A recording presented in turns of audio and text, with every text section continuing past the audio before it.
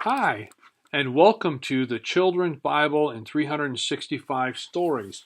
Today we're going to look at story number 22, A Wife for Isaac, which, if you're using your regular Bible, is found in Genesis chapter 24, again, which is the first book of the Bible. And our story picks up with Isaac in a later place in his life, so let us just jump in. Isaac grew up to manhood, and in time his mother Sarah died at a great age. Abraham too was very old, but he was comforted as he remembered that Isaac would inherit God's wonderful promises and become the forefather of a great nation. One day he called his chief servant and said to him, "It is time to find a wife for my son. I do not want him to marry a Canaanite woman from around here." In other words, Abraham was living in a land that was not filled with his own people. He had moved following God's request for him to move and was living by foreigners near another land, Canaan being that particular land. And so what he was wanting was uh, for his son someone who was part of his own nation, his own people group.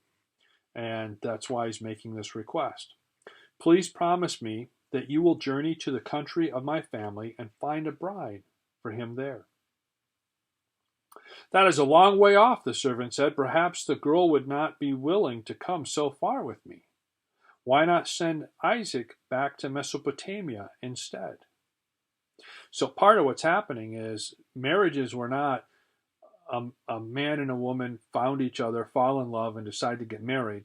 They were all arranged back then, and they impacted social standing, how you were seen within a community, a town or a village or a city, and they impacted land and value. And so marriages were set up with certain rules and function differently than they do today and how we think about it here and now. And so arranging a marriage for the son was an important family task because you wanted a woman that would fit in with the family, but also could do the things necessary for the family to succeed and excel at what they were doing. So Abraham was wanting to go back to his people he had left to find an appropriate wife for his son to help fulfill all the family roles in the land that they were living. And the servant was struggling because it was a long journey, it was a lot of work, and didn't know, how do I find a wife when I have no way to introduce them to the family or the son because they live in a faraway land.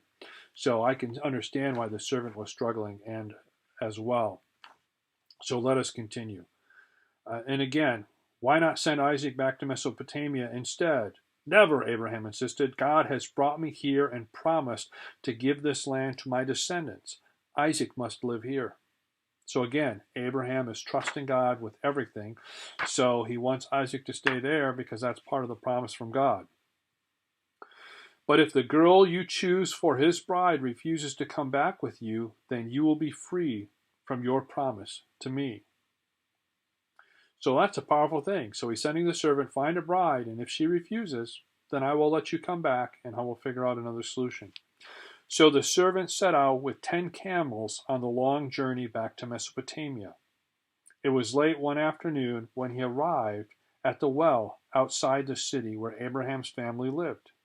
He ordered the camels to kneel down close by the well. Then he began to pray. "God of my master, Abraham, please help me to choose the right wife for Isaac. The woman will soon be coming to fetch water, and I shall ask one of them for a drink, and also offers to draw water for the camels. Be the bride." Let me read that again. "The woman will soon be coming to fetch water, and I shall ask one of them for a drink.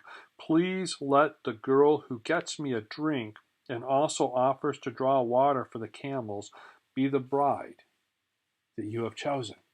So the servant is praying to Abraham's God, saying, "Help me out here. Help me do this for my master, who is a servant of yours. And here's kind of the test or the sign. Help me to see, to get the right person.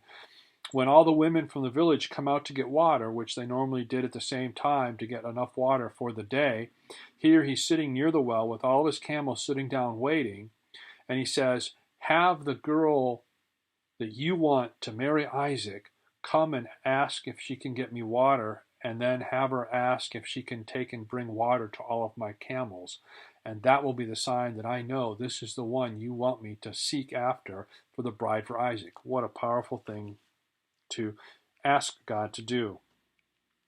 And so that is the test he has laid down before God, or the sign to see how he would know who's the right bride. We'll continue with the next story, and maybe then we'll find out if the servant was able to find the right bride for Isaac. You have a blessed and safe day. Thanks for joining.